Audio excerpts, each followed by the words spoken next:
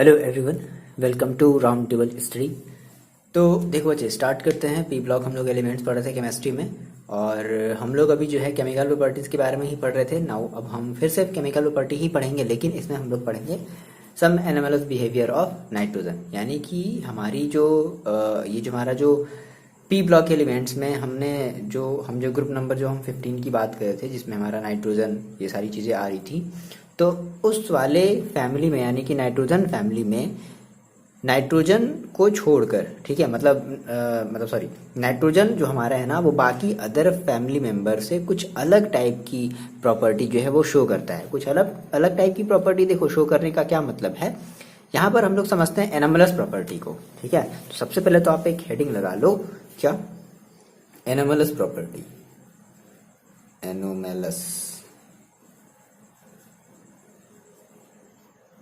Anomalous property of nitrogen.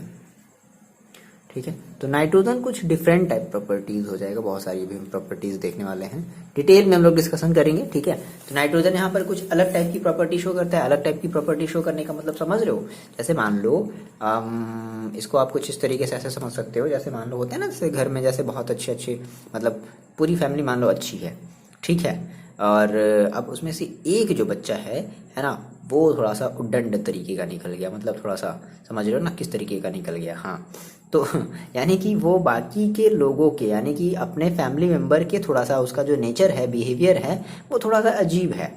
ठीक है, कि हम सब के नेचर को तो हम एक जैसा तो डिफाइन कर पा रहे हैं, लेकिन एक ऐसा मेंबर है जिसका नेचर जो है ना, वो अदर मेंबर वाले से क्या कर रहा है, थोड़ा सा मैच नहीं कर रहा, थोड़ा सा अलग टाइप से ही वो क्या कर रहा है, बिहेवियर शो कर रहा है। तो हम उस चीज़ को कहते हैं एनोमलस बिहेवियर या एनोमलस प्रॉपर्टी ऑफ नाइट्रोजन। तो इसका आपको मतलब समझना है, बहुत ज़्यादा हम लोग डिटेल में समझने वाले हैं इस चीज़ को। अब देखो, तो समझते हैं कि आखिर ऐसा क्यों है ना। इसका हम लोग सबसे पहले रीजन समझते हैं कि आखिर ये नाइट्रोजन जो है वो क्यों ऐसी प्रॉपर्टी शो कर रहा है। ठीक है, तो रीजन जो है, सबसे पहले हम लोग ये थोड़ा सा शॉर्ट में समझ लेते हैं, लेकिन हम लोग बहुत डिटेल में पढ़ेंगे कि ऐसा क्यों। बहुत सारी चीजें हैं, रिएक्टिविटी है, बहुत सारी चीजें हैं, है ना। ध्यान से समझो, नोट्स बनाते चलो, मजा आ जाएगा आपको पढ़ करके। देखो, तो यानी कि ये जो नाइट्रोजन है वो अपने बाकी के मेंबर से थोड़ा सा अलग है। ठीक, रीजन, पहला रीजन क्या है? पहला रीजन स्मॉल साइज। इस नाइट्रोजन की जो साइज है वो बाकी के अदर मेंबर से क्या, देखो, बहुत छोटी है, क्योंकि नाइट्रोजन क्या होगा, सबसे पहले होगा, उसके बाद फॉस्फोरस, इस तरीके सारी चीजें लास्ट में हमारा आएगा।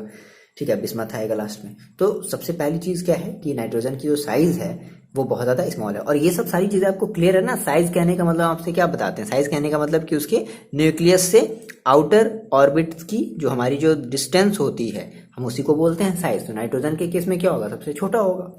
अच्छा, दूसरी जो मतलब एनोमलस प्रॉपर्टी जो हम ये जो बेस्ड होती है, वो क्या होती है? High electronegativity. यानी कि जो नाइट्रोजन है वो बहुत ज़्यादा ये काफ़ी ज़्यादा इलेक्ट्रोनेगेटिव एलिमेंट्स है। ठीक है, हाई इलेक्ट्रो निगेटिविटी। ठीक है, इसके पास इसकी जो इलेक्ट्रोनेगेटिविटी होती है वो काफ़ी हाई होती है। तीसरी चीज़ जो है इम्पॉर्टेंट, वो है इसकी हाई आयनाइजेशन एंथैल्पी। ये सब सारी चीज़ें अभी देखो हम लोग डिटेल में समझेंगे। High ionization enthalpy, ionization note करते चलो, हाई आयोनाइजेशन एंथैल्पी। टेंशन नहीं लो, अभी हम ये सारी चीजें डिटेल में डिस्कस, हम लोग यही तो करते हैं भाई, डिटेल में तो डिस्कशन करते हैं ना। तो हाई आयोनाइजेशन एंथैल्पी जो है नाइट्रोजन शो करता है, इस वजह से वो क्या है, अदर एलिमेंट से थोड़ा सा डिफरेंट है। और सबसे लास्ट बट मोस्ट इंपॉर्टेंट जो है वो है non availability of D orbital. Non availability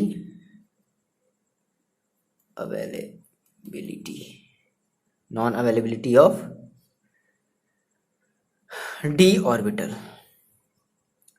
orbital इसमें अवेलेबल नहीं होता है। अब आप ये पूछोगे कैसे? देखो, मैंने आपको ये बताया भी था कि डी ऑर्बिटल नहीं अवेलेबल होने का क्या मतलब। बाकी अदर मेंबर्स में डी ऑर्बिटल होते हैं। अब पूछो कैसे? जैसे मान लो मैंने आपसे कहा कि नाइट्रोजन है 7 है, ठीक है, तो आप जब इसका लिखते हो, अब देखो डी बेसिकली कहाँ से स्टार्ट होता है, तो आप जब करते हो ना 1s 2s 2p 3s 3p, फिर उसके बाद आता है 3d। अब जब आप इसका जब बनाओगे तो क्या बनाओगे? 1s2 2s2 1s2 2s2 2p, कितना हो गया? 2p 3। तो देखो ये 2 ही तक क्या हो गया आकर के लिमिटेड हो गया। यानी कि अगर ये कम से कम अगर ये 3 शेल तक पहुंचता, अगर ये कम से कम 3 शेल तक पहुंचता तब हम इसमें डी ऑर्बिटल्स हमारा अवेलेबल हो जाता। क्लियर है? इसलिए हम ये कह रहे हैं कि नाइट्रोजन वाले केस में डी ऑर्बिटल्स नहीं है। अब बात समझो। अब सर तो फास्फोरस में सर क्यों है? फास्फोरस का आप जैसे आप अगर लिखोगे 15 है ना, कितना होता है 15 होता है ना, तो क्या लिखोगे 1s2 2s2 2p6। हम ये बता रहे हैं, केवल आपको समझा रहे हैं कि non availability of D orbital only केवल नाइट्रोजन में ही क्यों है ऐसा। बाकी फास्फोरस में भी तो डी नहीं आता है, लेकिन फिर भी हम उसमें डी ऑर्बिटल्स को कंसिडर कर रहे हैं। क्यों कर रहे हैं? देखो 1s2 2s2 2p6 और 3s2 देख लेते हैं एक बार कितना हो गया। 4 10 2 12 3s2 और 3p3 ये तो होगा। ठीक है, 4 6 4 10 और 10 15 ठीक है, तो हो गया ना। देखो यानी कि 3 आया ना, यानी कि थर्ड ऑर्बिटल आया ना, और थर्ड ऑर्बिटल में ही हमारा क्या होता है, मतलब तीसरे शेल में ही हमारा क्या आता है, डी ऑर्बिटल आता है। तीसरे शेल में डी ऑर्बिटल आता है, तो इसलिए फास्फोरस में डी ऑर्बिटल प्रेजेंस है ना, बस वो वैकेंट है, खाली है। ये नहीं है कि उसमें इलेक्ट्रॉन भर गया, पी में भरे एस में भरे, लेकिन डी वाला खाली है। लेकिन नाइट्रोजन में तो 3 आया ही नहीं, इसलिए हम ये कह रहे हैं non availability of D orbital. तो ये आपको 4 सिंपल से पहले रीजन समझ में आए कि नाइट्रोजन हमारा एनोमलस प्रॉपर्टी या बिहेवियर क्यों शो करता है, इन चारों रीजन के बेसिस पे। अब हम बारी बारी से देखो, इसको हम बहुत अच्छे तरीके से समझने वाले हैं। ठीक है, अच्छा यहाँ पर थोड़ी सी एक बात और। अब ये 4 तो हो गए, अब इनके अलावा अब देखो, अब जब डी ऑर्बिटल जब नहीं है नाइट्रोजन के पास, जब डी ऑर्बिटल नहीं है नाइट्रोजन के पास, तो अब क्या होगा कि नाइट्रोजन जो है ना वो पी पाई जो है बॉन्ड बनाने की कोशिश करेगा। मतलब जो नाइट्रोजन है वो पी पाई बॉन्ड बनाता है। अभी सर पी पाई बॉन्ड क्या है, ये चीज़ हमने क्लास 11 में पढ़ी थी, डोंट वरी, टेंशन एकदम नहीं लेना, हम आपको सारी चीज़ें बताएंगे। तो हमने कहा इसके अलावा, यानी कि इन चारों के अलावा और भी कुछ रीजन्स है। जैसे हमने ये कहा देखो कि हमारा जो नाइट्रोजन है, nitrogen form p pi bond. ठीक है, अच्छा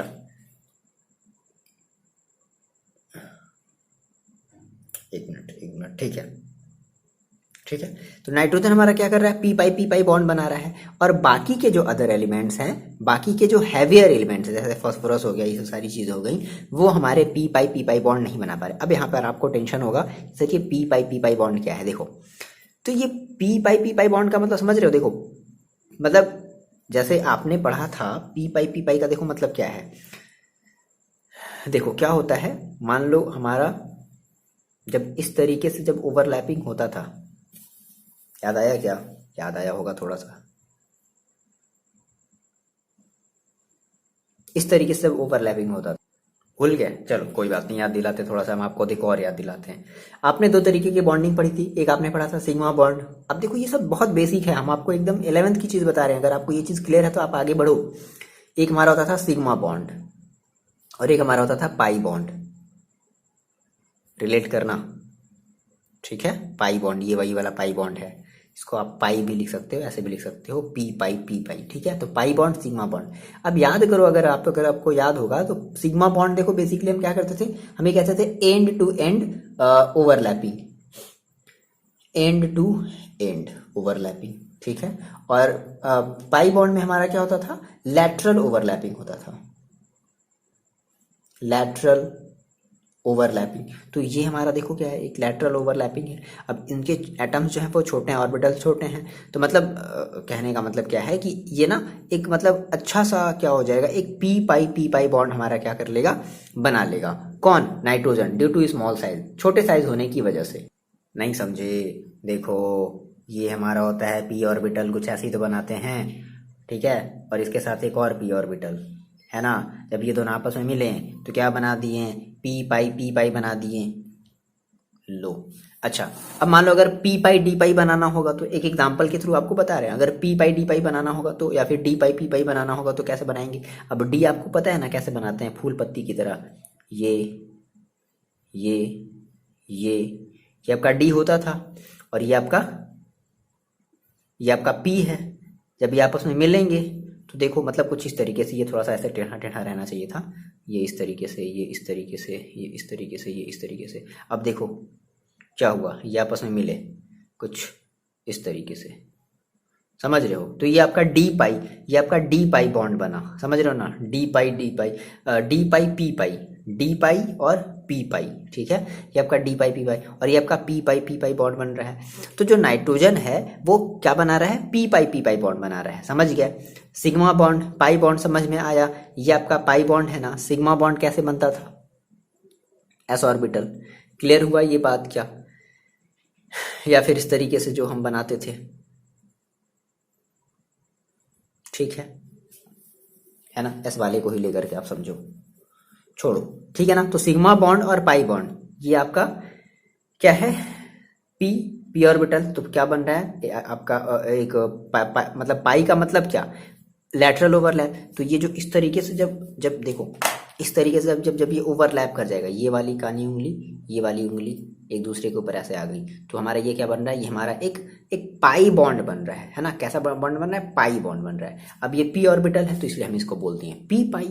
समझ गए, नहीं समझे, आ रही बात समझ में, चलो ठीक है, मेरे ख्याल से आपको इतनी बात समझ में है ना। तो ये थोड़ी सी क्लास 11th की चीज़ है। तो मैंने आपको बताया क्या कि जो नाइट्रोजन है वो क्या करता है, पी पाई बॉन्ड बनाता है, और बाकी के जो अदर एलिमेंट्स है वो पी पाई बॉन्ड नहीं बनाते, वो पी पाई डी पाई पी पाई बनाते, इस तरीके से बनाते हैं। तो एक ये भी रीजन है नाइट्रोजन की एनामलस बिहेवियर शो करने का, ठीक है। यहाँ पर चाहो तो आप और भी लिख दो, हैवियर एलिमेंट्स लिखते चलो, ये सब सारी चीजें समझ लो और लिखते चलो, और कमेंट करके मेरे को आप बताओ कि आपको समझ में आया या नहीं आया। Heavier elements of this group, heavier element of this group do not form p pi bond. समझ रहे हो ना आप, ठीक है। बिकॉज, क्यों, रीजन क्या दे दोगे, बिकॉज रीजन, यहाँ पे आप चाहो तो रीजन भी लिख सकते हो, बिकॉज देयर एटॉमिक ऑर्बिटल्स का एक तो काफी बड़े हैं, ठीक है, देयर एटॉमिक ऑर्बिटल्स। अब ऑर्बिटल्स का मतलब तो समझ रहे हो ना बच्चा लोग, अरे यार एस ऑर्बिटल पी ऑर्बिटल, अभी जो हमने वही बताया पी, ये हमने पी ये बनाया, इन दोनों का ऐसे अगर ओवरलैपिंग होगा तो हम इसको कहेंगे पाई, ठीक है। एस ऑर्बिटल अब कैसे होता है ना, ऐसे होता है ना, तो इन दोनों का अगर इस तरीके से अगर ओवरलैपिंग होगा तो हम इसे कहेंगे सिग्मा। समझ गए, नहीं समझे, हाँ समझ गए, ठीक। ऑर्बिटल, कंफ्यूज नहीं हो जाना, ऑर्बिटल, ठीक है। देखो जितनी भी बेसिक चीजें आएंगी ना हम वो आपको सारी चीजें बताएंगे, डोंट वरी, एकदम टेंशन नहीं लेना है। बस आप मेरे को कमेंट करके एक बार बता दिया करो कि हाँ सर ये चीज ठीक था, आप इतना ज्यादा बेसिक नहीं बताया करो, आप आगे बढ़ जाया करो, ठीक है। या फिर चलो जिन बच्चों को अगर आता है समझ में तो वो जल्दी से आगे बढ़ जाएंगे, चलो ठीक है, आगे बढ़ते जल्दी से। थोड़ा सा ये लेक्चर बड़ा होने वाला है, ध्यान रखना। बिकॉज देयर एटॉमिक ऑर्बिटल्स, तो हमने क्या कहा कि heavier element of this group do not form p pi bond.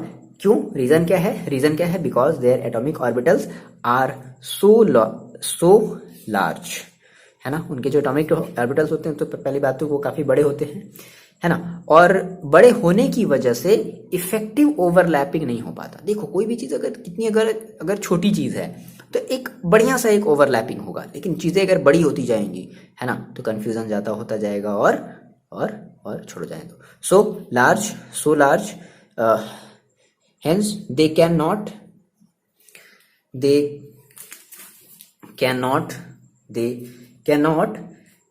कह सकते हो, they cannot having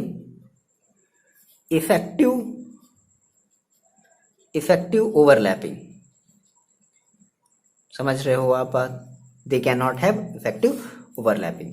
अब इन्हीं सब रीजन की वजह से हमारा जो नाइट्रोजन है वो एनामलस बिहेवियर को शो करता है।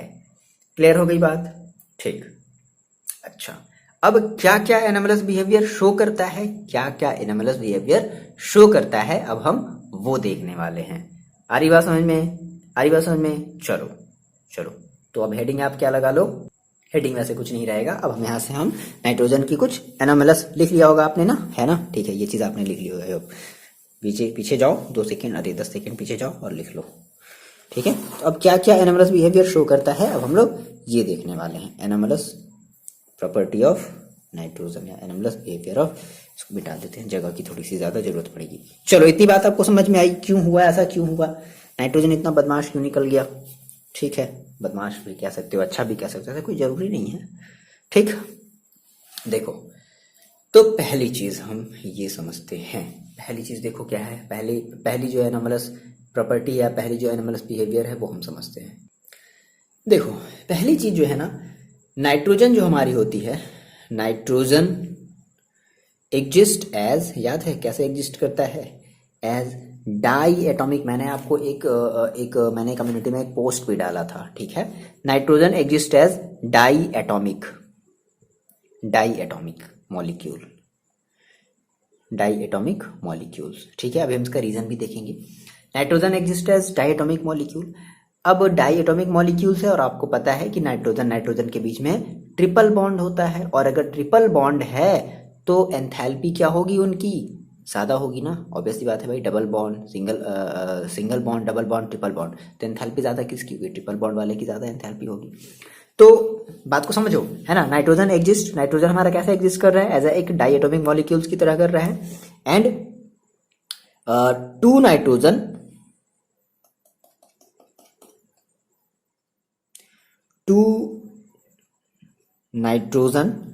Atom are held together, TOGETHER, sorry. देखो यार स्पेलिंग थोड़ा सा देख लिया करो बच्चा लोग, है ना। स्पेलिंग इतना ज्यादा मेरा स्पेलिंग पर ध्यान नहीं रहता है, ठीक है। हम कोशिश करते हैं गलती ना करें, लेकिन थोड़ा सा देख लिया करो स्पेलिंग वगैरह के लिए, थोड़ा सा आप देख लिया करो, बच्चों को बता दिया करो कि हाँ। और बाकी बच्चे आप समझदार हो, ठीक है। अगर गलती होती है कुछ चीजें तो थोड़ा सा देख लिया करो, मैनेज कर लिया करो, स्पेलिंग वगैरह बस कॉन्सेप्ट देखो, ठीक है ना। बाकी अब 12th में आप बच्चे तो हाँ ठीक है, हम भी 12th पास कर चुके हैं, तो सर हमें भी थोड़ा सा ख्याल रखना चाहिए। बिल्कुल बिल्कुल, आपकी बात एकदम सही है। देखो, two nitrogen atoms are held together, ठीक है। अब कैसे कैसे कैसे हेल्ड होते हैं, कैसे पकड़े हुए होते हैं वो आपस में, बाई ए ट्रिपल बॉन्ड, ठीक है। तो ट्रिपल बॉन्ड के थ्रू क्या होते हैं, आपस में हेल्ड किए होते हैं। अच्छा, अगर ट्रिपल बॉन्ड है तो क्या होता है आपको पता है, मैंने आपको बताया था कि वहां पर एक सिग्मा होता है और 2 पाई होता है। ये चाहो तो आप चाहो तो लिख लो, है ना। एंड अगर ऐसा है तो क्या होगा, उनके बीच की जो एंथैल्पी होगी, and they have very high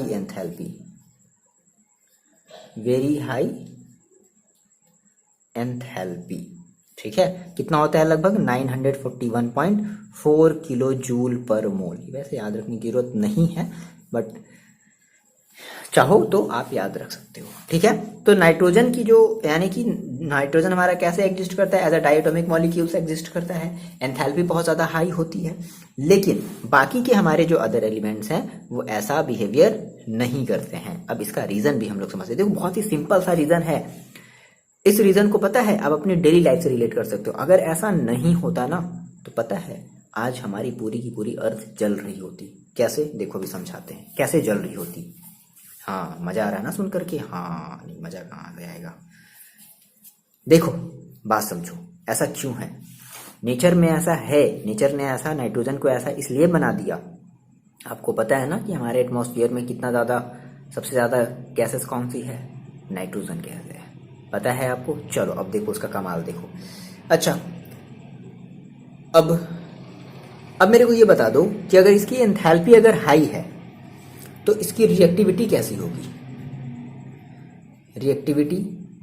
होगी, लो होगी क्या ये हम गलत बोल रहे हैं भाई। अगर किसी की एंथैल्पी बहुत ज्यादा है तो रिएक्टिविटी क्या होगी, बहुत लेस होगी, क्योंकि उसको हम रिएक्ट कराने के लिए हमें क्या करना पड़ेगा, उसको उतनी एंथैल्पी को हमें ब्रेक करना पड़ेगा, तो हमें ज्यादा एनर्जी देनी पड़ेगी। तो ये बहुत ही एक बढ़िया सा रीजन है जिसकी वजह से हम, आप और हमारे जितने भी आने वाले बच्चे होंगे वो सभी के सभी आपस में, मतलब हम खुले में सांस ले पा रहे हैं, या फिर अच्छे तरीके से हम लोग जी पा रहे हैं। अगर ऐसा नहीं होता, रिएक्टिविटी देखो अगर अभी कम नहीं होती, तो देखो अभी क्या होता। अब बात कर लेते थोड़े से इसके अदर एलिमेंट्स की, ठीक है।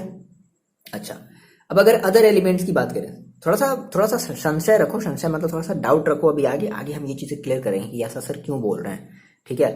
इसका इस छोटे से लाइन का हमारे डेली लाइफ में क्या मतलब है, मतलब ऐसा क्या चीज़ है। देखो हमने कहा, थोड़ी सी बात मेरी समझो, थोड़ा सा इंतजार करो, थोड़ा सा इंतजार करो, इसको समझो। हमने कहा कि हमारे जो अदर एलिमेंट्स हैं, अदर एलिमेंट्स जैसे कि क्या हो गया, फॉस्फोरस हो गया, आर्सेनिक हो गया, ठीक है, और फॉस्फोरस हो गया, आर्सेनिक हो गया और एंटीमनी हो गया, ठीक है ना, एंटीमनी, फॉस्फोरस, आर्सेनिक, एंटीमनी। अब देखो ये सभी हमारे सिंगल सिंगल बॉन्ड के थ्रू क्या होते हैं, अटैच्ड होते हैं। ये सभी एलिमेंट्स हमारे सिंगल बॉन्ड के थ्रू अटैच्ड होते हैं। एंटीमनी कह सकते हो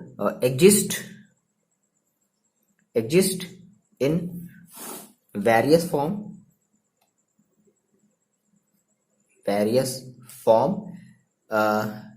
कंबाइन विथ सिंगल बॉन्ड।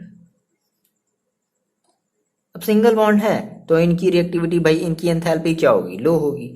अब इनकी एंथैल्पी अगर लो होगी, जैसे फास्फोरस हो गया, आर्सेनिक हो गया, सॉरी आर्सेनिक एस रहेगा, ठीक है, आर्सेनिक हो गया, और एंटीमनी जैसे कि एस बी हो गया, तो ये सब हमारे सिंगल सिंगल बॉन्ड के थ्रू क्या होते हैं, अटैच्ड होते हैं, ठीक है। अच्छा यहाँ पर एक थोड़ा सा कंपैरिजन कर लें। मान लें कि अगर हमारे पास नाइट्रोजन और नाइट्रोजन के बीच अगर हम सिंगल बॉन्ड अगर बनाएंगे तो इसकी जो स्ट्रेंथ होगी, इस वाले फास्फोरस के बीच की बॉन्ड की जो स्ट्रेंथ होगी वो कहीं ज़्यादा होगी नाइट्रोजन वाले से, ठीक है ना। अब देखो इसका हम लोग रीज़न समझते हैं कि ऐसा क्यों हुआ। रीज़न आपको आई होप पहले ही समझ में आ गया होगा, रीज़न क्यों हुआ। देखो रीज़न ऐसा इसका इसलिए है, हमने कहा कि सर नाइट्रोजन के ट्रिपल बॉन्ड के बीच में जो एंथैल्पी है वो बहुत ज़्यादा है और इसकी जो रिएक्टिविटी है, ठीक है, वो काफ़ी कम है। नाइट्रोजन की जो रिएक्टिविटी है वो काफ़ी क्या है, बहुत ही कम है। अच्छा यहाँ पे हमारा जो नाइट्रोजन है, जैसे जब N2 लिखते हो तो ये हमारी एक गैस है ना। बाकी हमारा जो फॉस्फोरस हो गया, एंटीमनी हो गया, ये सब हमारे एक मेटल फॉर्म करते हैं ना, मतलब एक ये सॉलिड फॉर्म करते हैं। तो अब देखो थोड़ा सा कॉन्ट्रडिक्शन समझ रहे हो, हम लोग क्या पढ़ रहे हैं, देखो बात समझना, हम लोग पढ़ रहे हैं एनामलस, मतलब कुछ ऐसी चीजें जो बड़ी अजीब हो, है ना। अच्छा एंथैल्पी भी ज़्यादा है, गैस भी है, ये कौन सी बात हो गई। अच्छा अब देखो, अब हम ये कह रहे हैं कि अगर ये गैस, अच्छा देखो इसी वजह से हमारा देखो जो है ना फॉस्फोरस जो है वो क्या कर लेता है, बहुत ही जल्दी जो है फायर बहुत जल्दी जो है वो मतलब कैच कर लेता है। अब बात समझो, मैंने आपसे पहले भी ये चीज़ कहा था क्या कि देखो नाइट्रोजन हमारी क्या है, गैस है, और उनके बीच में नाइट्रोजन N2 के हम गैस ही तो है, हम मोस्ट ऑफ हमारा जो एटमॉस्फेयर है वो नाइट्रोजन गैस से भरा हुआ है, और इनके बीच में कैसी बॉन्डिंग होती है, ट्रिपल बॉन्डिंग होती है। अब देखो अगर ट्रिपल बॉन्डिंग है, बात समझना, ट्रिपल बॉन्डिंग है, अब ये साइज में भी छोटे हैं, नाइट्रोजन है, यहाँ भी नाइट्रोजन है, ये साइज में भी छोटे हैं, तो अब इनके बीच जो रिपल्सन होगा, भाई नाइट्रोजन सेम मॉलिक्यूल है ना, तो इनके बीच क्या होगा, रिपल्सन होगा, और साइज छोटा है। अब साइज अगर ज़्यादा छोटा है, सोचो साइज अगर ज़्यादा छोटा है तो क्या होगा, बहुत ज़्यादा तेजी से क्या करेगा, वो रिपल करेगा। तो इसलिए ये कैसे स्टेट में होते हैं, ये अपने गैसियस स्टेट में होते हैं, गैसियस स्टेट में होते हैं। तो गैसियस स्टेट में होने का मतलब ये मतलब ऐसा समझो, गैसियस स्टेट में क्यों होते हैं, देखो ऐसा समझो, हमने कहा कि सिंस समझो इस बात को समझो, मैंने आपको जो बताया, सिंस हम ये कह सकते हैं कि जो हमारा due to small bond length क्या है इनकी, काफी ज्यादा स्मॉल है, काफी ज्यादा ये छोटे, भाई बहुत ज्यादा अगर छोटा है, मान लो हम कह रहे हैं इतना छोटा सा सर्कल, तो उनकी जो बॉन्ड लेंथ होगी वो और क्या होगी, ज्यादा छोटी होगी। तो सिंस जो इनका बॉन्ड लेंथ है, due to small bond length क्या है, स्मॉल है। अच्छा तो इनकी जो कैटेनेशन बनाने की जो टेंडेंसी है, कैटेनेशन का मतलब समझते हो ना, सेल्फ लिंकिंग है ना, सेल्फ लिंकिंग टेंडेंसी, कैटेनेशन, यानी कि ये N2 से ज्यादा नहीं बनेगा। ऐसा नहीं कि आप N3 देखोगे, N4 देखोगे, मतलब ऐसा नहीं कि नाइट्रोजन आपस में बहुत सारे एलिमेंट अपने सेम एटम को आपस में जोड़ करके N3 बना ले, N4 बना ले, N5 बना ले, N6 बना ले, ऐसा आप नहीं देखोगे, है ना। लेकिन फास्फोरस में देखोगे कि फास्फोरस P4 तक बना लेता है। तो हमने कहा कि जो नाइट्रोजन है वो उनकी बॉन्ड लेंथ क्या है, काफी ज्यादा छोटी है। अब बॉन्ड लेंथ छोटे होने की वजह से, ठीक है, बॉन्ड लेंथ ये कह सकते हो कि the catenation tendency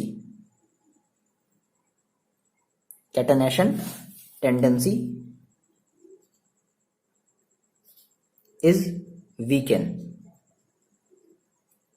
in nitrogen. क्यों, कैसे? स्मॉल है, छोटा है, रिपल्सन बहुत ज़्यादा होगा। रिपल्सन अगर बहुत ज़्यादा होगा तो ये क्या होगा, इनके जो मॉलिक्यूल्स होंगे वो क्या होंगे, दूर दूर होंगे। तो दूर दूर होंगे तभी तो भाई गैसेस हैं, तो गैसेस के जो मॉलिक्यूल्स होते हैं वो क्या होते हैं, दूर ही दूर तो होते हैं ना। ठीक है, ये पहली चीज़। थोड़ा सा अजीब लग रहा होगा हम आपको, हम समझ रहे हैं, हम ये चीज़ आपकी फील कर पा रहे हैं। ये चीज़ें थोड़ी सी अजीब लग रही होंगी कि टॉपिक यहाँ पे था। देखो ये सारी चीज़ें ना टॉपिक एक दूसरे से रिलेटेड ही हैं। हम कह रहे हैं भाई नाइट्रोजन गैसेस स्टेट में है, बिल्कुल है। क्यों है गैसेस स्टेट में? क्योंकि इनकी बॉन्ड लेंथ क्या है, कम है। इनकी कैटेनेशन आपस में मतलब सेल्फ लिंकिंग जो टेंडेंसी है वो काफ़ी ज़्यादा वीक होगी। वीक क्यों होगी? क्योंकि ये काफ़ी ज़्यादा क्लोज हैं तो जो रिपल्सन फोर्स होगा वो काफ़ी ज़्यादा होगा। ठीक है ना, ये बात समझ में आ रही है। सो हम ये कह सकते हैं due to small bond length the catenation tendency is weaken in nitrogen. ठीक है, and high interatomic repulsion, ये चीज इंपॉर्टेंट है। हाई इंटर एटॉमिक रिपल्सन, जो इंटर एटॉमिक जो रिपल्सन होगा वो भी क्या होगा, हाई होगा। अब हाई होने की वजह से क्या होगा, high interatomic repulsion of non bonding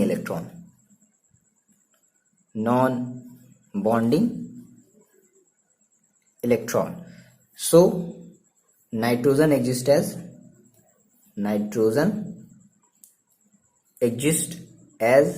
gas. Nitrogen हमारा कैसे एग्जिस्ट करता है, गैस में, while phosphorus exist as solid. ठीक है, अब देखो ये बात इतनी आपको समझ में आई। नाइट्रोजन हमारा गैस फॉर्म में एग्जिस्ट करेगा और हमारा जो फॉस्फोरस है वो सॉलिड फॉर्म में एग्जिस्ट करेगा। अब क्या हुआ कि जो फॉस्फोरस की जो बॉन्डिंग है, यानी कि फॉस्फोरस और फॉस्फोरस के बीच में जो सिंगल बॉन्ड है ये काफी ज्यादा वीक है as comparison to as single bond is weaker than an triple bond.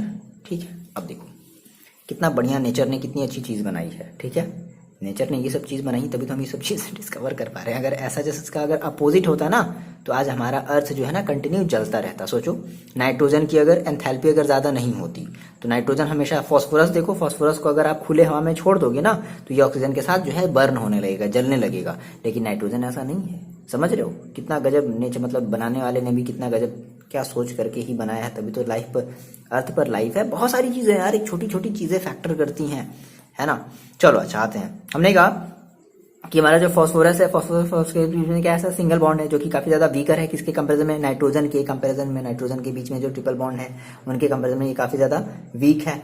So therefore, या देयरफॉर कह सकते हो, देयरफॉर फॉस्फोरस इज मच क्या हो जाएगा, much more reactive than nitrogen. ठीक है, तो जो फॉस्फोरस है वो नाइट्रोजन के कंपैरिजन में कहीं ज्यादा रिएक्टिव है। सो इट कैचेस फायर, जिसकी वजह से ये क्या कर लेता है, ये आग भी पकड़ लेता है। ठीक है, जब हम इसको एयर के साथ, जब हम इसको कांटेक्ट में लाते हैं तो ये ऑक्सीजन के साथ रिएक्ट करके जलने लगता है, बर्न होने लगता है। और क्या बना लेता है ऑक्सीजन के साथ बर्न होकर के, P4O10। ठीक है, अभी हम इस चीज को भी अभी आगे देखेंगे। ठीक है ना। अच्छा देखो यहां से इस बात को, एक चीज आप क्वेश्चन, इसको अब क्वेश्चन से भी रिलेट करके देखो। एक बढ़िया सा क्वेश्चन पूछा गया है कि नाइट्रोजन गैस के फॉर्म में क्यों होता है और हमारा जो फॉस्फोरस है वो सॉलिड के फॉर्म में क्यों होता है। तो ये आपको समझ में आ गया कि why nitrogen exist as gas and while phosphorus exist as solid. ये आप यहाँ से रीजन दे सकते हो। तो यही सारी चीजें मेरे बताने का मतलब होता है। ऐसा नहीं कि हम एक क्वेश्चन कराएंगे, नहीं, आप इसको पढ़ो और आप खुद देखो, आपके क्वेश्चन सारे के सारे बनते जाएंगे। हाँ, अगर आप एक प्रॉपर वे में देख रहे हो तो, है ना, चीज़ों को अगर आप भगा नहीं रहे हो तो। ये पता है ये दास्ताना किसका है, इतना छोटा हो रहा है मेरे को, समझ रहे हो? सिस्टर का है मेरी, पता चलेगा ना उसको, इसी दास्ताने से मारेगी। ठीक है, जाने दो।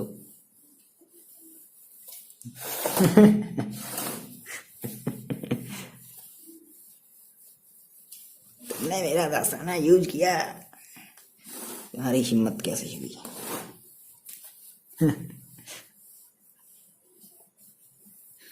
चलो देखो इधर, ठीक है, इतनी बात आपको समझ में आई?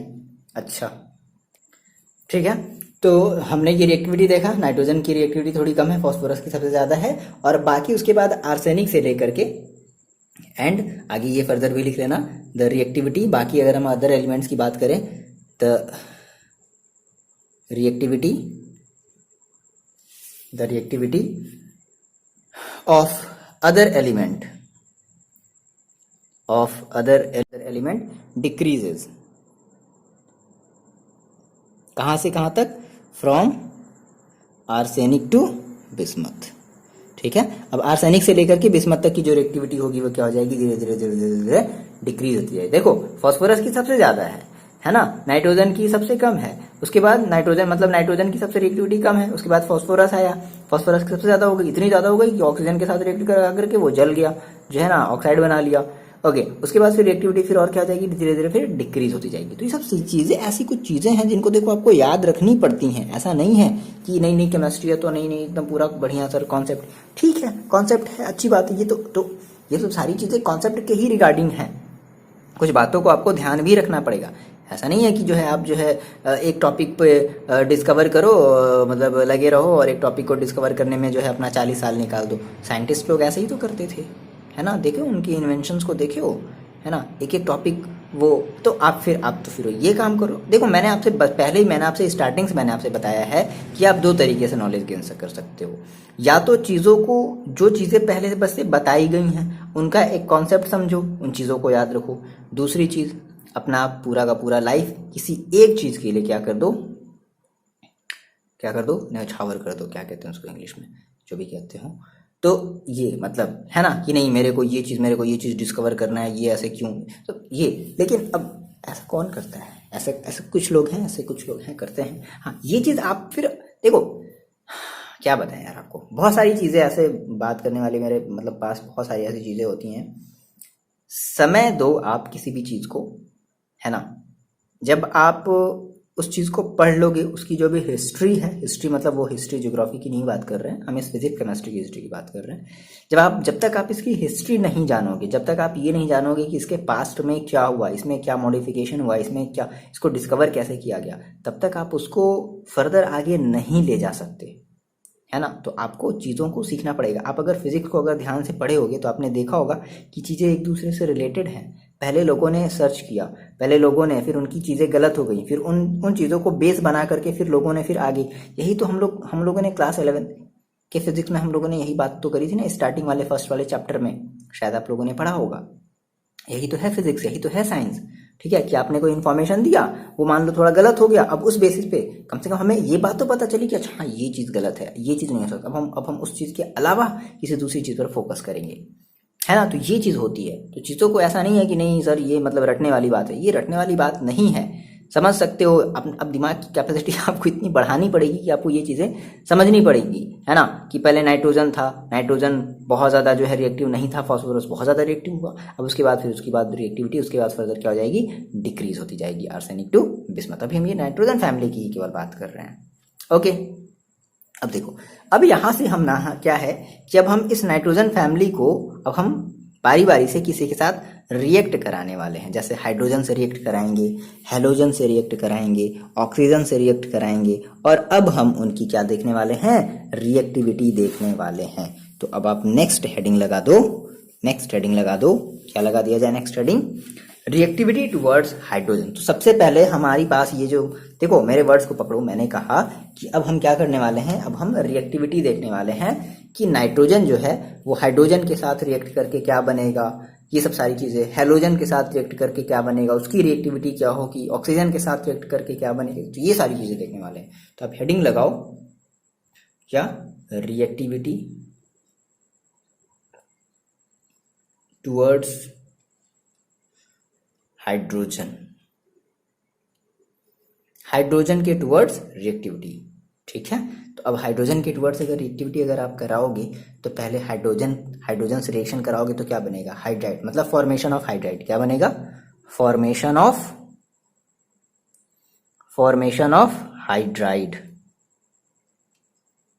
ठीक, अब हम हाइड्राइड्स का फॉर्मेशन करने वाले हैं, वो प्रिपरेशन नहीं देखेंगे, ठीक है, प्रिपरेशन अभी हमारा आगे आएगा। हाँ, अब जो हाइड्राइड बनेगा उसकी रिएक्टिविटी क्या होगी, हम ये चीज देखने वाले हैं। देखो ग्रुप नंबर जो 15 होता है ना, ठीक है, वो जितने भी मेंबर हैं ग्रुप नंबर 15 में, वो सारे के सारे, याद रखो मेरी बात, वो सारे के सारे हाइड्रोजन से रिएक्शन करते हैं, वो चाहे नाइट्रोजन हो, फास्फोरस हो, चाहे जो भी हो, है ना, आर्सेनिक हो, एंटीमनी हो, बिस्मथ हो, चाहे जो भी हो, वो सभी के सभी क्या करते हैं, हाइड्रोजन से रिएक्शन करते हैं। तो पहली चीज क्या आपको समझ में आई कि all the elements of group 15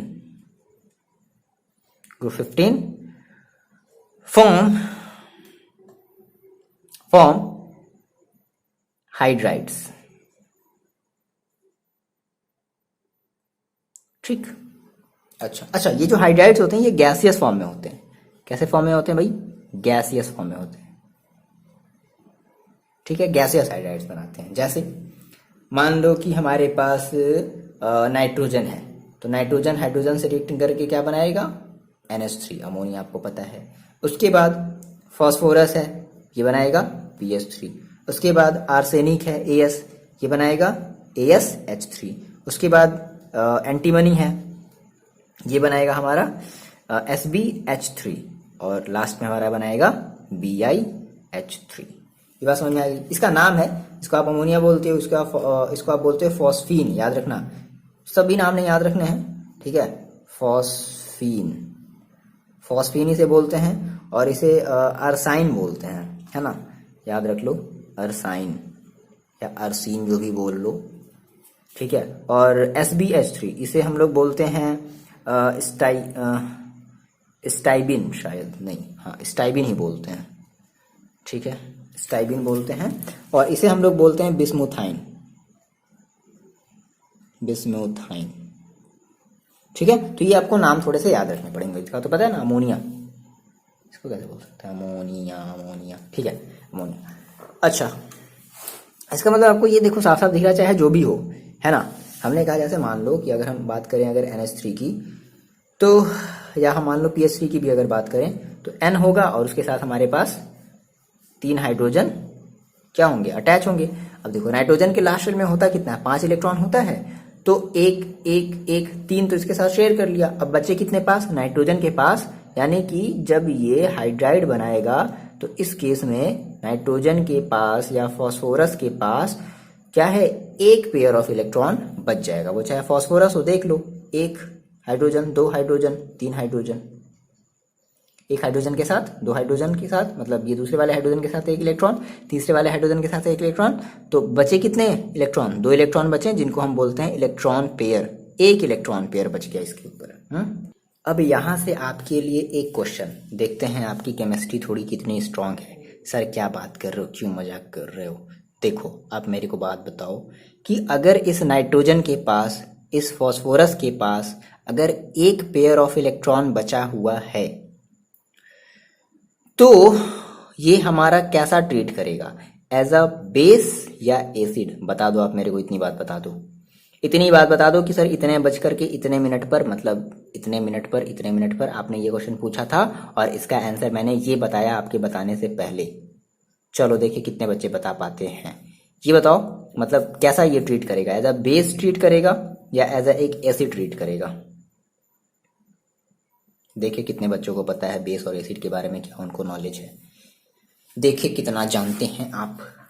चलो बता दिया, कमेंट कर दिया होगा। अब देखो क्या होता है, हमने कहा कि हमारे पास ये जो भी हाइड्राइड है ना, तो इन हाइड्राइड के पास देखो क्या है, एक लोन पेयर ऑफ इलेक्ट्रॉन है, ठीक है, एक लोन पेयर ऑफ इलेक्ट्रॉन है।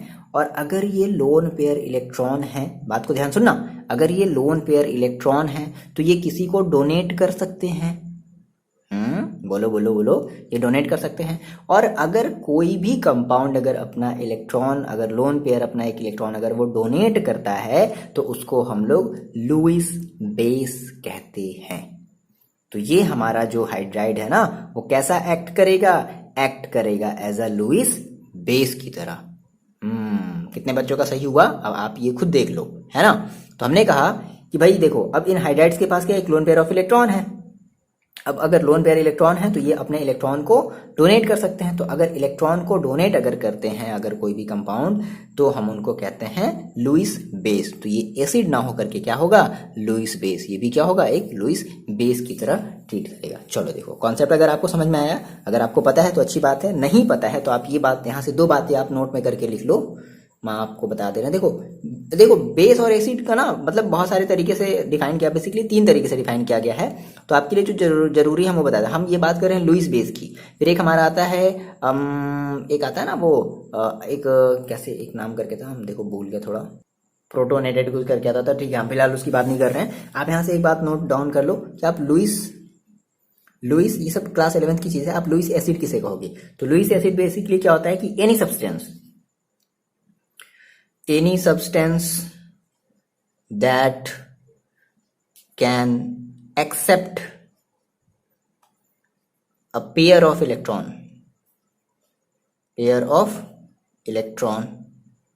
ठीक है। और लुईस बेस क्या होता है, लुईस बेस क्या हो जाएगा कि एनी सब्सटेंस, सेम वही आगे बात समझ में, लिख लो इसको, लिख लो कहीं, लिख लो खाली जगह जो होता है ना पेज के ऊपर, खाली जगह लिख लो, any substance that capable of donating, ठीक है, capable of donating an electron and pair of electron is called Lewis base. तो अब देखो ये हमारा क्या ट्रीट करेगा, ये एक्ट करेगा एज एक लुईस बेस की तरह, क्योंकि इसके पास एक लोन पेयर इलेक्ट्रॉन है। तो अगर ये लोन पेयर इलेक्ट्रॉन है तो ये हमारा एक लुईस बेस होगा। अच्छा, अब अगर लुईस बेस है, मिटा दिया जाए ना इसको, आप लिख लिए ना, ठीक है। अगर ये लुईस बेस है तो इसकी रिएक्टिविटी भी तो होगी। आगे बात समझ में, नहीं आई बात समझ में, चलो देखो समझो बच्चा लोग, समझो। कोई दिक्कत है तो आप कमेंट करके बताओ मेरे को। देखो सबसे पहली चीज आपको इसमें क्या लिखना है कि सिंस, ये मैथ्स वाला सिंस नहीं लगाओ, इंग्लिश वाला लिख लो। चलो, since all these hydrides have one lone pair electrons on their central atom, है ना, ये सेंट्रल एटम है ना, नाइट्रोजन क्या है, सेंट्रल एटम है, central atom. So they act as क्या, एसिड नहीं, लुईस बेस। क्लियर है बात, they act as Lewis base. अब अगर ये लुईस बेस की तरह अगर ये एक्ट करेंगे तो इनकी रिएक्टिविटी भी होगी, क्योंकि अब एक तो है नहीं, ये भी है, ये भी है, ये भी है, ये भी है, ये भी है, और ये वाला तो और ज्यादा बदमाश है, नाइट्रोजन वाला। तो अब हम इसकी थोड़ी सी रिएक्टिविटी देखते हैं कि मतलब इसमें कौन ज्यादा बदमाश है, कौन ज्यादा क्या है, वो सारी चीजें समझ रहे हो आप, ये फील कर पा रहे हो ना क्या चीज हम आपको बताना चाह रहे हैं। अब इनमें से हम लोग इसकी रिएक्टिविटी देखेंगे कि भाई अगर ये लुईस बेस है तो कौन ज्यादा स्ट्रांग होगा, कौन ज्यादा तगड़ा होगा, ये सारी चीजें देखने वाले हैं। कौन स्ट्रांग लुईस होगा, कौन स्ट्रांग लुईस बेस होगा, कौन सबसे वीक लुईस बेस होगा। तो थोड़ा सा दिमाग लगाओ, थोड़ा सा दिमाग लगाओ। चलो देखो समझते हैं कैसे। लगा लिया, चलो देखो हेडिंग लगा लो, क्या थोड़ी सी छोटी सी हेडिंग लगा लो, बेसिक स्ट्रेंथ। ये इसी का है, रिएक्टिविटी ये टुवर्ड्स वाला हाइड्रोजन वाला ही है, ठीक है ना। अब हम इसकी बात कर रहे हैं, बेसिक स्ट्रेंथ की बात कर रहे हैं, बेसिक स्ट्रेंथ। लगा लिया दिमाग। देखो थोड़ा सा कैसे दिमाग लगाना है, देखो हम आपको बता रहे हैं। करना क्या है, सोचना क्या है आपको। देखो मैंने आपसे क्या कहा कि बेस हमारे क्या होते हैं, जो कैपेबल होते हैं electron, lone pair of electron को डोनेट करने के लिए जो कैपेबल होते हैं, उनकी वो हमारे लुईस बेस कहलाते हैं। अब मेरी बात समझो, नाइट्रोजन देखो कहाँ आता है, सबसे टॉप पर आता है, उसके बाद क्या आता है, फॉस्फोरस आता है, उसके बाद क्या आता है, नाना पार्टिकल एस वर्या आर्सेनिक आता है, उसके बाद क्या आता है, सब यानी कि एस बी आता है सब, और बिंदास यानी कि बी आई आता है। अब इसके साथ आप H3 लगा लो, NH3 PH3 और ASH3 SbH3। कितना सिंपल सा तरीका है, देखो बच्चे समझो समझो समझो। अब देखो, अगर हम आपसे ये कह दें डायरेक्टली, अगर हम आपसे ये कहें कि इसमें हमारा जो NH3 होगा वो स्ट्रॉन्ग बेस होगा, ये हमारा थोड़ा सा वीक बेस होगा। अगर हम डायरेक्टली कह रहे हैं ना आपसे, ठीक है ना। और ये जो तीनों हमारे होंगे, हमारे बहुत ही वेरी वीक एसिड होंगे, मतलब सॉरी वेरी वीक बेस होंगे। अब इसका रीजन सर ऐसे क्यों बोल दिए सर, ऐसे क्यों बोल दिए सर, आप ऐसे क्यों बोल दिए, देखो क्यों बोल दिए ऐसे, हम बात समझो क्यों बोल दिए ऐसे। नाइट्रोजन है, फॉस्फोरस है, अच्छा ये बताओ नाइट्रोजन और फॉस्फोरस में से सबसे पहले आपको बेस का मतलब पता होना चाहिए कि बेस का मतलब क्या पता होता है कि अपने इलेक्ट्रॉन को, लुईस बेस का मतलब क्या है कि अपने इलेक्ट्रॉन को डोनेट कर सके। अब जो जितने आसानी तरीके से, ठीक है, क्या कह सकते हैं हम उसको, देखो इसको हम लोग कुछ जो है इस तरीके से आपको समझा सकते हैं। बात करते हैं कि ऐसा क्यों हो गया, रीजन क्या है, ठीक है। तो सबसे पहले देखो आपको ये समझना होगा, आपको एक वर्ड याद रखना है, इलेक्ट्रॉन डेंसिटी। कई बार आपने ये वर्ड देखा है, इलेक्ट्रॉन डेंसिटी। अब देखो जो हमारे लुईस बेस होते हैं ना, ये हमारे इलेक्ट्रोफिलिक होते हैं, सॉरी न्यूक्लियोफिलिक होते हैं, न्यूक्लियोफिलिक होते हैं। न्यूक्लियोफिलिक का मतलब समझते हो आप लोग, नहीं समझते हो? न्यूक्लियो का मतलब क्या, न्यूक्लियस मतलब पॉजिटिव, और फिलिक का मतलब अफेक्शन, यानी कि ऐसे कंपाउंड जिनका पॉजिटिव चार्ज की तरफ अफेक्शन ज्यादा होता है, ऐसे कंपाउंड को हम लोग न्यूक्लियोफिलिक सब्सटेंस या न्यूक्लियोफिलिक कंपाउंड बोलते हैं। जैसे कि हमारा जो लुईस बेस है वो एक न्यूक्लियोफिलिक है, बात को ध्यान समझो। लुईस बेस क्या है, एक न्यूक्लियोफिलिक है। न्यूक्लियोफिलिक का मतलब न्यूक्लियस के अंदर कैसा चार्ज होता है, पॉजिटिव, और फिलिक का मतलब होता है अफेक्शन, है ना। तो पॉजिटिव चार्ज के टुवर्ड्स अफेक्शन।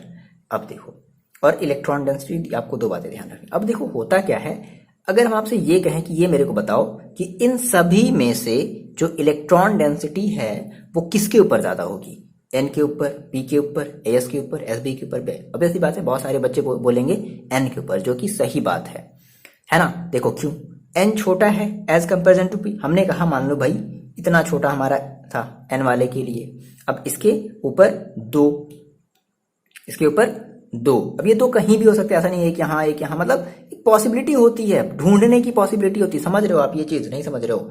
बहुत ज्यादा, मतलब ये थोड़ी सी ब्रॉड चीज है बच्चा, ठीक है। ये ना ढूंढने की थोड़ी सी पॉसिबिलिटी होती है कि एक यहाँ है, एक हाँ, लेकिन है छोटे में, मतलब ऐसा समझो, मतलब कि अगर एक छोटा सा, अगर एक बैग है ना, एक छोटा सा बैग है, तो उसमें आपको 2 बुक आपको उसमें आसानी से मिल जाएंगे। इतना बड़ा बैग है, समझ रहे हो?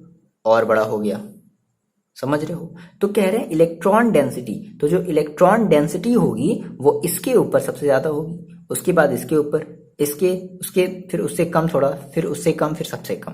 तो इलेक्ट्रॉन डेंसिटी किसके ऊपर सबसे ज्यादा होगी, इस वाले के ऊपर जो है इलेक्ट्रॉन डेंसिटी ज्यादा होगी, यानी कि जो लोन पेयर ऑफ इलेक्ट्रॉन की जो डेंसिटी होगी वो इस NH3 वाले सेंट्रल एटम N के पास ज्यादा होगी। अब हमने आपसे बताया कि जो लुईस बेस होते हैं वो हमारे न्यूक्लियोफिलिक होते हैं।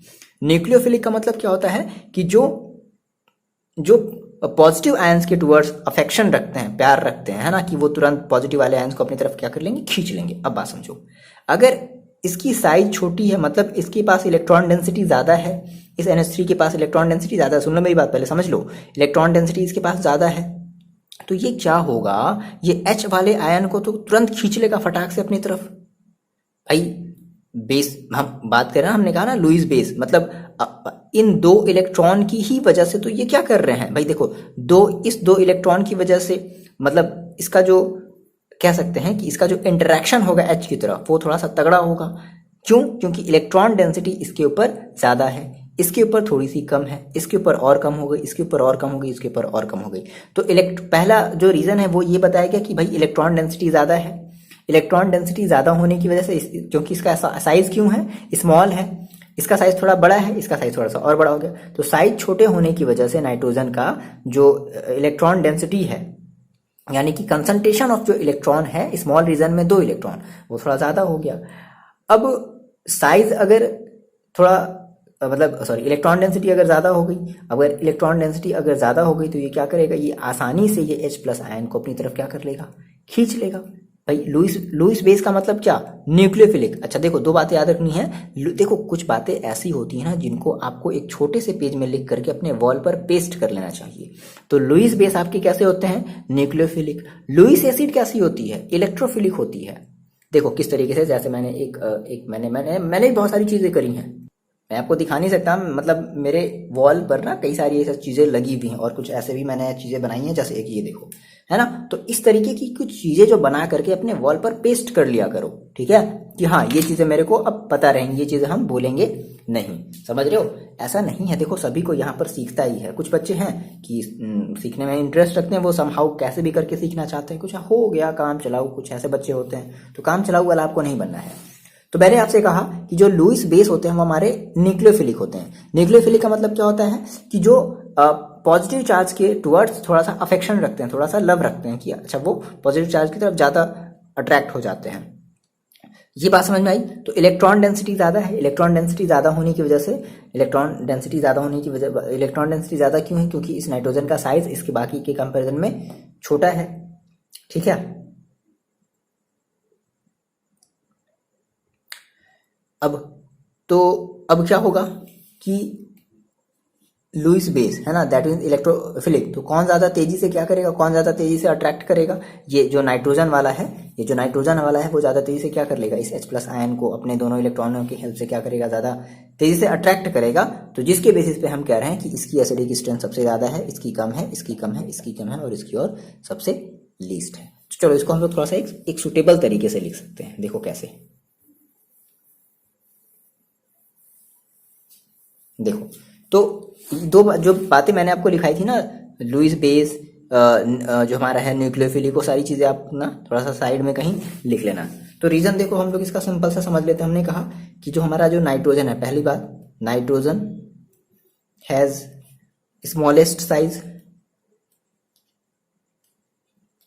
ठीक है, स्मॉलेस्ट साइज। सो हम ये कह सकते हैं, सो लोन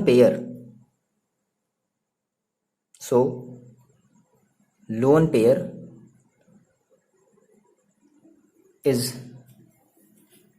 कंसंट्रेटेड का मतलब ज्यादा अमाउंट में, concentrated on a small region में वो लोन पेयर क्या होगा, ज्यादा मतलब अच्छे तरीके से विजिबल होगा, ठीक है। वही ना, एक छोटे से बुक में 2 कॉपी, एक बड़े से बुक में 2 कॉपी, तो कंसंट्रेशन किसकी ज्यादा है, छोटे वाले बैग की कंसंट्रेशन ज्यादा है, स्मॉल रीजन, ठीक है।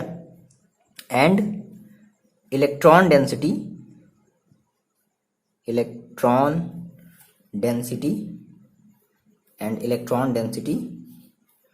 कह सकते हैं ऑन इट, यानी कि नाइट्रोजन पर, इज मैक्सिमम। इलेक्ट्रॉन डेंसिटी क्या हो गई, मैक्सिमम हो गई। अब अगर इलेक्ट्रॉन डेंसिटी मैक्सिमम है तो क्या होगा, अब देखो, as size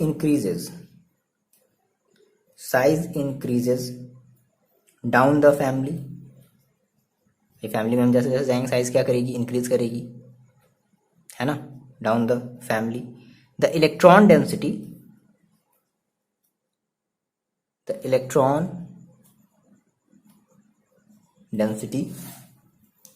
also decreases. The electron density also decreases. As a result,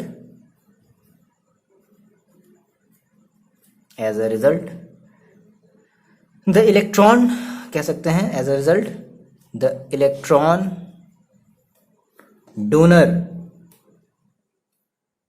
capacity, the electron donor capacity, और है ना डोनर ना, और बेसिक स्ट्रेंथ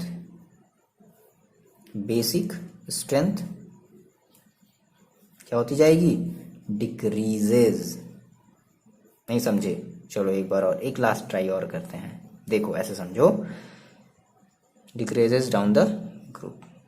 देखो बच्चे मेरी बात समझो, मैंने आपसे कहा, एक समझ लो, समझ में अगर आ गई बात तो आगे बढ़ो। लुईस बेस का मतलब क्या है, न्यूक्लियोफिलिक। ठीक है, न्यूक्लियोफिलिक का मतलब क्या है, जो पॉजिटिव चार्ज की तरफ अफेक्शन रखते हो। फिलिक का मतलब होता है अफेक्शन। अब देखो, हमने कहा कि जो नाइट्रोजन है उसका साइज छोटा है, फास्फोरस, आर्सेनिक, समझ गए। तो इलेक्ट्रॉन डेंसिटी इस पर ज्यादा है। अब अगर इलेक्ट्रॉन डेंसिटी इस पर ज्यादा है तो ये वाली लास्ट वाली लाइन देखो, as size increases down the family the electron density also decreases. Electron density क्या हो रही है, डिक्रीज हो रही है ना। आप कुछ बच्चे कहेंगे सर यहाँ पर भी 2 इलेक्ट्रॉन है, यहाँ पर भी 2 इलेक्ट्रॉन है, सर इलेक्ट्रॉन डेंसिटी कहाँ डिक्रीज हुई। अरे भाई मेरे, देखो मैंने आपसे क्या होता है, डेंसिटी का मतलब क्या होता है, डेंसिटी का मतलब होता है कि पर्टिकुलर कितनी जगह में कितना अमाउंट है। फॉर एग्जाम्पल मैंने आपको बार बार बताया, जैसे आप बैग लेकर के जाते थे स्कूल, मान लो आपका किसी दिन मूड किया कि नहीं आज जो है हम अपने बैग में 2 बुक ही ले जाएंगे।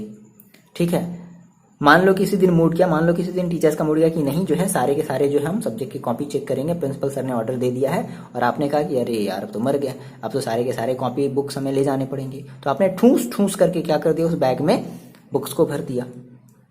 तो अब उस केस में जो इलेक्ट्रॉन की डेंसिटी है, देखो बैग उतना ही क्या है, या फिर ऐसे समझो कि मान लो, थोड़ा सा हमने एग्जांपल थोड़ा सा गलत दे लिया, हाँ एग्जांपल थोड़ा सा निकल। देखो मान लो आपने कहा आपके पास 2 बैग है, एक छोटा बैग है एक बड़ा बैग है।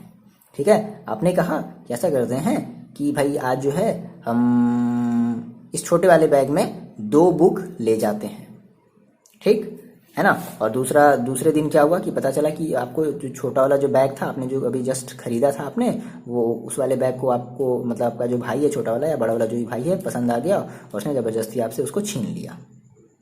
अब आपको क्या करना पड़ेगा, इस बड़े वाले बैग में अपने 2 बुक को ले जाना पड़ेगा। ले जाओगे ना 2 बुक को, तो डेंसिटी किसकी ज़्यादा है, इसकी ज़्यादा थी ना डेंसिटी, समझ गए, इसकी डेंसिटी कम है। तो ये वही बात हम बता रहे हैं कि साइज इंक्रीज होगी तो डेंसिटी क्या होगी, इलेक्ट्रॉन की कम होगी, और जब डेंसिटी जब डिक्रीज होगी तो इलेक्ट्रॉन डोनर कैपेसिटी, अब जो इलेक्ट्रॉन जो अपना उस हाइड्रोजन को जो डोनेट करना चाहेगा वो क्या होगा, वो बहुत ही मतलब धीरे तरीके से डोनेट करेगा। भाई नाइट्रोजन ने बहुत जल्दी डोनेट कर दिया, इसने बाकी सभी ने धीरे से क्या किया, मतलब थोड़ा स्लोली तरीके से डोनेट कर रहे हैं। तो इस वजह पे हम इस बेसिस पे हम बोल पा रहे हैं कि इसकी जो बेसिक स्ट्रेंथ है वो डिक्रीज होती जाएगी जैसे जैसे हम डाउन टू द ग्रुप में अगर हम चलेंगे तो उसकी बेसिक स्ट्रेंथ जो कि वो क्या होगी, डिक्रीज होगी। ये मतलब है इस चीज का। आई होप आपको अब समझ में आया होगा। ठीक है, नाउ नेक्स्ट बात कर लेते हैं अब इसी की, यानी कि हमारी जो हाइड्राइड है हम इसकी बात कर लेते हैं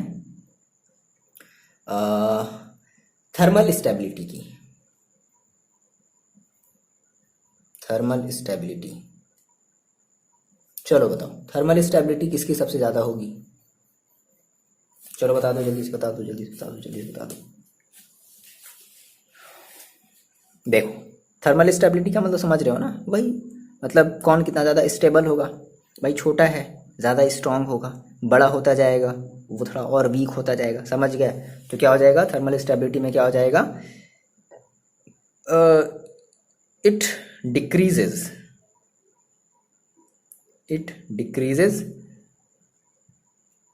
as we go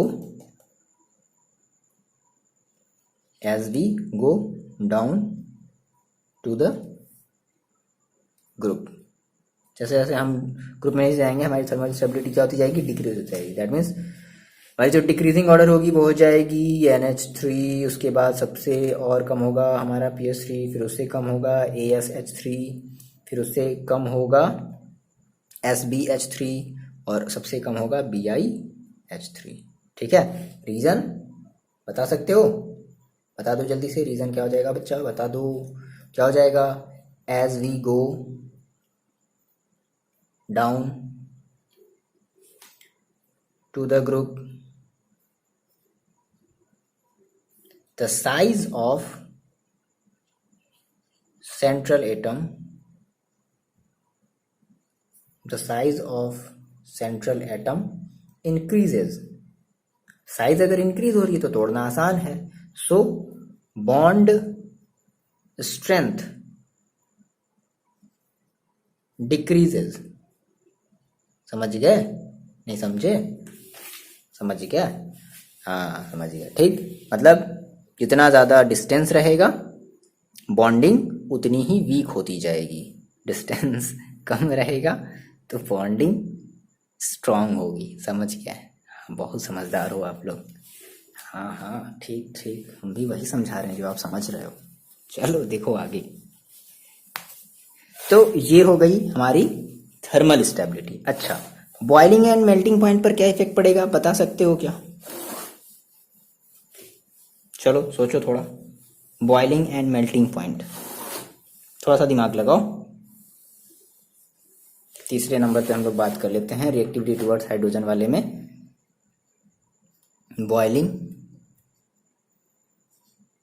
and melting point दोनों के लिए ही सेम होगा, थोड़ा सा दिमाग लगाओ।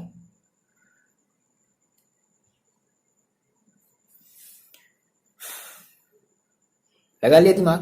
देखो यहाँ पर थोड़ा सा दिमाग भी लगाना है और थोड़ा सा आपको कुछ फैक्ट भी पता होना चाहिए। क्या फैक्ट है? देखो हमारी जो बॉइलिंग पॉइंट है, जैसे जैसे हम ग्रुप में नीचे जाएंगे वैसे वैसे हमारी जो बॉइलिंग पॉइंट है वो इंक्रीज होती जाएगी। ठीक है, क्यों समझते हैं।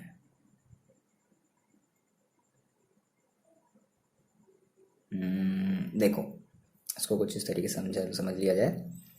यहाँ पे थोड़ा सा एक एक भाई हम लोग एनामलस प्रॉपर्टी पढ़ रहे हैं, है ना, तो थोड़ी सी यहाँ पर थोड़ी सी चेंजेस है। देखो अमोनिया की जो बॉइलिंग पॉइंट होती है वो फॉस्फीन से ज़्यादा होती है। अमोनिया में तो समझ रहे हो ना, NH3 की जो बॉइलिंग पॉइंट होती है वो फॉस्फीन से यानी कि PH3 से ज़्यादा होती है। ठीक, अच्छा रीज़न, अब इसका हम लोग थोड़ा सा अभी रीज़न अभी समझेंगे, अब थोड़ा सा और समझो।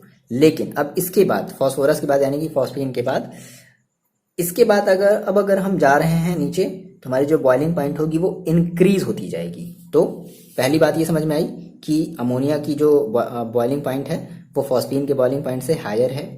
ठीक है, and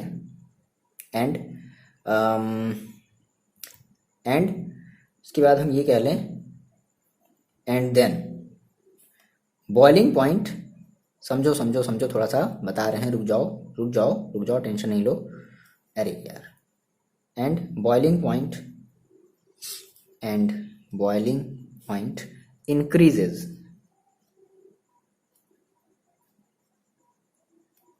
down the group.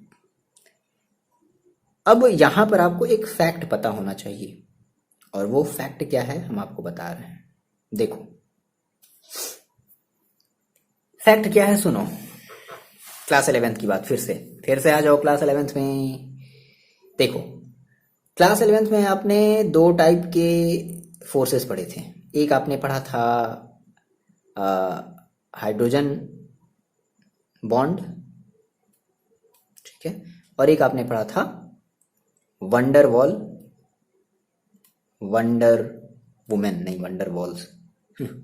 Wall forces. एक और आपने पढ़ा था, याद है क्या, जिसको हमने कहा था लंदन डिस्पर्सन फोर्सेस के नाम से कहा था। ठीक है, अब थोड़ा सा फैक्ट समझो, होता क्या है यहाँ पर। देखो ऐसे समझो, बेसिकली हमारे पास तीन टाइप की फोर्सेस होती हैं, है ना, ये नोट डाउन, ये एक। देखो हमारे पास क्या होती हैं, अगर जिन बच्चों को रटने वाली टेंडेंसी रखनी है कि हाँ ठीक है ये ज़्यादा है ये कम है फिर इसके बाद इंक्रीज होता है क्यों, तो अगर ये ठीक है, अगर आपको रटना चाहते हो तो ठीक है, अच्छी बात है। जो बच्चे समझना चाहते हैं कि ऐसा क्यों है, तो उसके लिए आपको आना पड़ेगा क्लास 11th में। क्लास 11th की केमिस्ट्री में हमने 3 टाइप के हमने बेसिकली हमने फोर्सेस पढ़े थे। वीक फोर्सेस के बारे में हमने पढ़ा था, जिसमें हमने पढ़ा था, एक हमने पढ़ा था लंदन डिस्पर्सन फोर्स, एक हमने पढ़ा था डाइपोल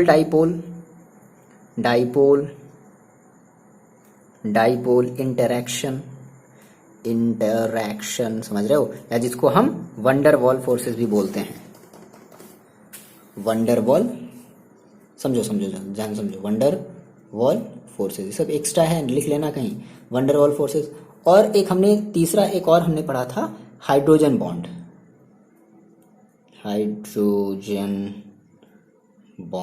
ठीक है। ये बेसिकली हमने 3 टाइप की फोर्सेस पढ़ी थी। और ये जो हमने ऑर्डर लिखा है ना, ये हमने इंक्रीजिंग ऑर्डर में लिखा है।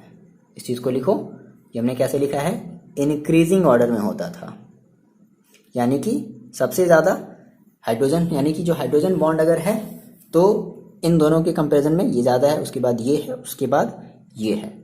तो आपको इस वाले पॉइंट को, यानी कि ये जो थर्ड वाला पॉइंट है, इस थर्ड वाले पॉइंट को समझने के लिए कि ऐसा क्यों हुआ और ऐसा क्यों हुआ, इसके लिए आपको ये 2 चीजें पढ़नी पड़ेंगी। एक आपको पढ़ना पड़ेगा हाइड्रोजन बॉन्ड के बारे में, थोड़ा सा आपको समझना, बहुत शॉर्ट में बताएंगे, समझ में आ जाएगा, आपको थोड़ा सा लिखना पड़ेगा। एक आपको हाइड्रोजन बॉन्ड के बारे में पढ़ना पड़ेगा और एक आपको पढ़ना पड़ेगा वंडरवॉल फोर्स के बारे में, ठीक है। इतनी बातें हम मिटा दें, लिख लिया आपने, साइड वाले ऊपर वाले जो कोने में जो एक जगह होता है ना, छोटा सा खाली जगह, उसमें लिख लिया आपने, ठीक है। देखो इंक्रीजिंग ऑर्डर में हमने ये लिखा था, है ना। अब देखो होता क्या है, ध्यान से मेरी बात समझना। हाइड्रोजन की बॉन्ड की अगर हम बात करें, हाइड्रोजन बॉन्ड की बात करें तो देखो हाइड्रोजन बॉन्ड जो है ना, वो केवल और केवल देखो किसके बीच बनता है, hydrogen bond formed between H and N के बीच। ये लिख लो, ये फैक्ट है भाई, ये कहीं नहीं आपको मिलने वाला है, ढूंढते रह जाओगे, परेशान हो जाओगे। हाइड्रोजन और नाइट्रोजन के बीच, हाइड्रोजन एंड ऑक्सीजन के बीच, तीसरा हाइड्रोजन एंड फ्लोरीन के बीच, ठीक है। अब मेरी बात समझो, हाइड्रोजन नाइट्रोजन, तो इसके बीच कौन सा फोर्स लग रहा है, हाइड्रोजन बॉन्ड है, इनके बीच में कौन सी बॉन्डिंग बन रही है, हाइड्रोजन बॉन्डिंग बन रही है। क्या इनके बीच हाइड्रोजन बॉन्डिंग है? नहीं। क्लियर हो गई बात क्लियर हुई, ठीक। अब यहां तक तो आपको समझ में आया कि फास्फोरस और इसके बीच हाइड्रोजन बॉन्ड नहीं, तो कौन सा बॉन्ड है भाई, इनके बीच जो बॉन्डिंग है, ये जो बॉन्ड है ना, इनके बीच हमारा है, ये हमारा नॉन हाइड्रोजन बॉन्ड है। ये जो है ना, ये हमारा नॉन हाइड्रोजन। तो पहला रीजन क्यों ऐसा बताया गया कि इसकी बॉइलिंग पॉइंट ज्यादा होती है, इसकी कम होती है, क्योंकि ये नॉन हाइड्रोजन बॉन्ड है। तो कौन सा बॉन्ड है, ये हमारा है वंडरवॉल फोर्सेस, वंडरवॉल फोर्सेस। और आपको पता है कि वंडरवॉल फोर्सेस हाइड्रोजन बॉन्ड से क्या होती हैं, वीक होती हैं। अब लेकिन फिर हमने एक यहां पर जो स्टेटमेंट लिखा था, जो बॉइलिंग पॉइंट्स होती है वो हमारी इंक्रीज करती है ना, इंक्रीज करती है डाउन टू द ग्रुप। यानी कि अब सर ये कैसी बात हो गई, अब डाउन टू द ग्रुप में हमारी सर बॉन्ड कैसे इंक्रीज करेगी। देखो, तो आपने हाइड्रोजन बॉन्ड की थोड़ी सी कहानी समझी, अब थोड़ी सी वंडरवॉल फोर्सेस की कहानी समझ लो। अरे यार वंडरवॉल मेरे को याद आ रहा है,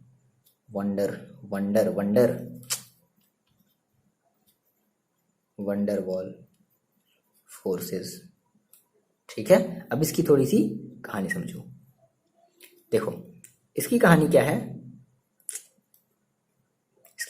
है, अब जैसे जैसे साइज बढ़ता है, ठीक है, ध्यान समझना, जैसे जैसे साइज बढ़ता है किसी भी एटम का, किसी भी मॉलिक्यूल्स का, वैसे वैसे वंडरवॉल फोर्सेस उसके स्ट्रांग होते जाते हैं। इसका कंपैरिजन करो, फिर इसका कंपैरिजन करो, फिर आपके बाकी जो भी हैं, जैसे जो आपका PS3 है, BiH3 है, उन सारी चीज़ों का कंपैरिजन करो, तो उनकी साइज क्या होती जाएंगी, बढ़ती जाएंगी, है ना। तो साइज जब बढ़ती गई, तब यानी कि इसके कंपैरिजन में, हम इसकी कंपैरिजन में बात कर रहे हैं, साइज उसकी क्या हो गई, बढ़ती गई। तो अगर साइज अगर बढ़ रही है तो जो वंडरवॉल फोर्सेस होती हैं वो भी क्या होती हैं, इंक्रीज होती जाती हैं। इसलिए मैंने ये बात लिखी है कि एंड देन इसके बाद देखो, ये हमारा अमोनिया का जो बॉइलिंग पॉइंट होगा वो pH3 यानी कि फॉस्फीन के बॉइलिंग पॉइंट से कहीं ज़्यादा होगा। लेकिन अब इसके बाद अगर हम जाएंगे डाउन टू द ग्रुप जाएंगे तो उसकी जो बॉइलिंग पॉइंट होगी और उसकी जो मेल्टिंग पॉइंट होगी वो डाउन टू द ग्रुप में इंक्रीज होती जाएगी। क्यों इंक्रीज होती जाएगी, रीजन क्या है, क्योंकि जो वंडरवॉल फोर्सेज हैं वो हमारी साइज के साथ इंक्रीज होती जाती हैं। क्लियर हो गई बात, ये बात क्लियर है, लिख लोगे इस चीज को आप, मजेदार चीज थी ये, है ना। तो ये सब चीजें फैक्ट हैं, इनको अगर आप देखो बच्चे लोग नहीं ध्यान रखोगे ना तो फिर भूल जाओ फिर ये सब सारी चीजें, है ना। चलो देखो क्या है ना कि हम इसको शॉर्ट में भी देखो भाई बता सकते थे, आधे घंटे में हम ये पूरा का पूरा लेक्चर खत्म कर देते, लेकिन आपको सच बता रहे हैं वही होता कि हाँ ये हो गया, ऐसे हो गया, चलो ये हो गया, तो मज़ा नहीं आता। फिर एक इंजॉयमेंट के साथ पढ़ोगे ना आप लोग तो बहुत मज़ा आएगा, सच में बहुत सारी चीज़ें आपको समझ में आएंगी। ठीक, इस चीज़ को छाप लो यहाँ से तक, यहाँ से जल्दी तक, है ना। जो मैंने आपको समझाया वही चीज़ मैंने यहाँ पर एक्सप्लेन कर दी कि ऐसा क्यों है। क्लियर है, आगे बात समझ में आ गई बात, समझ में आ गई बात। चलो नाउ आप लोग समझते हैं रिएक्टिविटी टुवर्ड्स ऑक्सीजन। ठीक, थोड़ा सा ऑक्सीजन वाला थोड़ा सा और बड़ा है, चाहो तो आप यहाँ तक वीडियो को पॉज करके बाकी की बाद में चीज़ें दूसरे यहाँ से आप स्टार्ट कर सकते हो, है ना। तो हम रिएक्टिविटी टुवर्ड्स ऑक्सीजन देखते हैं। बहुत सारे ऑक्सीजन के बहुत सारे कंपाउंड्स बनेंगे, आपने देखा भी था, है ना। नाइट्रोजन जो है ना ऑक्सीजन के साथ बहुत सारा कंपाउंड 3 4 5 4 ऐसे, मतलब जितने ऑक्सीडेशन स्टेट होते हैं सभी के साथ बनाता है।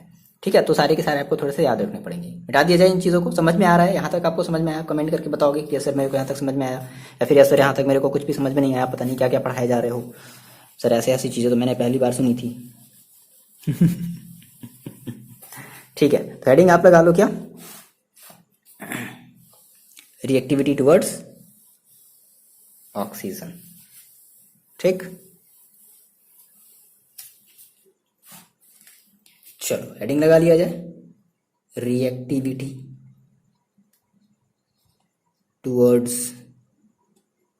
ऑक्सीजन, यानी कि हम क्या बनाने वाले हैं अब, बोलो बोलो बोलो, फॉर्मेशन ऑफ ऑक्साइड। अब हम ऑक्साइड्स का फॉर्मेशन करने वाले, ये इंपॉर्टेंट है, ऑक्साइड्स का फॉर्मेशन करने वाले हैं। क्लियर है, लगा लिया हेडिंग। चलो देखो देखते हैं। अच्छा बच्चों देखो, ये वीडियो थोड़ा सा मेरे ख्याल से लग रहा है बहुत ज़्यादा बड़ा हो गया है ना, और तो इसके जस्ट नेक्स्ट वाले वीडियो को आप जल्दी से देखो, ठीक है, रिएक्टिविटी टुवर्ड्स ऑक्सीजन, हम उसमें जल्दी से बात कर लेंगे। ठीक है, पढ़ाई करते रहो और मिलते हैं हम आपसे नेक्स्ट वीडियो में, तुरंत मिलते हैं नेक्स्ट वीडियो में, तुरंत जाकर के आप उसको देख लेना है। ठीक है, चलो पढ़ाई करते रहो और अपना आप ख्याल रखो, मिलते हैं आपसे हम नेक्स्ट वीडियो में।